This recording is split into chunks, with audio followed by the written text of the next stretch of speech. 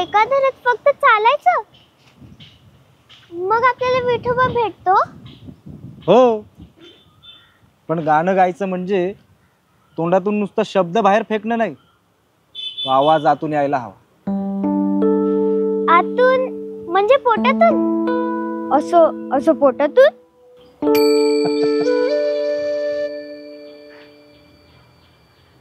मनातून. पांडुरंग पांडुरंग पांडुरंग. किती ते चालायचं? दरवर्षी चालायचं?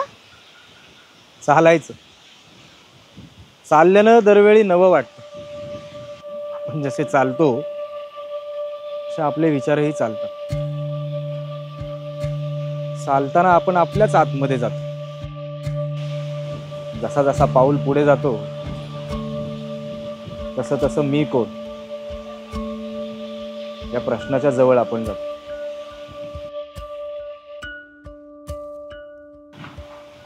आणि वारी म्हणजे नुसतं चालणं नाही,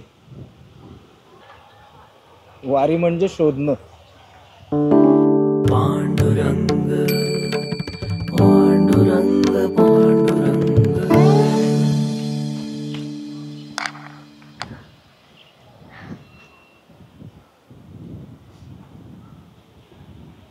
थकायला नाही होत? नाही, आणि थकवा जाणवलाच तर टाळ मृदुंगाचा ठेका कानावर येतो. नाहीतर वाटेत एखादी म्हातारी येते पाणी घेऊन, नाहीतर तुझ्यासारखा प्रश्न पडतो आणि वाट पुन्हा चालू लागते. ही वाट पंढरपूरकडे नाही, आपल्या मनाकडे जाते. मग आपण चालत असताना पांडुरंग कुठे असतो? पंढरीत? वाटेवर. जो चालायला सुरुवात करतो त्याला पांडुरंग भेटतो. पांडुरंग पांडुरंग पांडुरंग. घरची माणसं, त्यांची काळजी वाटत नाही? पांडुरंग वाहतो की काळजी. तो पोट देतो तोच भूक देतो, तो डोकं देतो तोच बुद्धी देतो, तो हात देतो आणि तोच पाय देतो. मग हे चालणं म्हणजे एकट्याची वाट? ही वाट म्हणजे हजारो लोकांनी एकटं होणं, तरी पण सोबत असणं.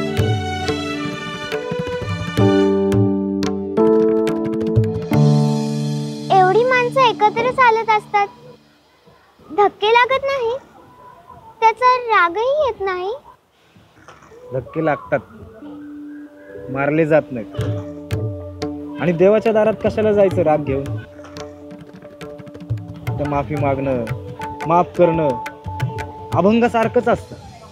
पण इथे तर कोणाला कोणाचं नाव गावही माहिती नसतं, तरी एकत्र चालतात. असं कसं? हीच तर खरी वारी आहे. इथं मी नाही, इथं फक्त आपण असतो.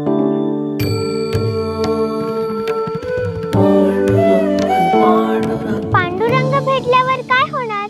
काहीच नाही, आ? कारण तो भेटतोच चालताना. विठोबा तिथं नाही, ह्या मधल्या क्षणांमध्ये असतो. जेव्हा तू चालतेस, श्वास घेतेस, इतरांना हसवतेस किंवा पाणी देतेस.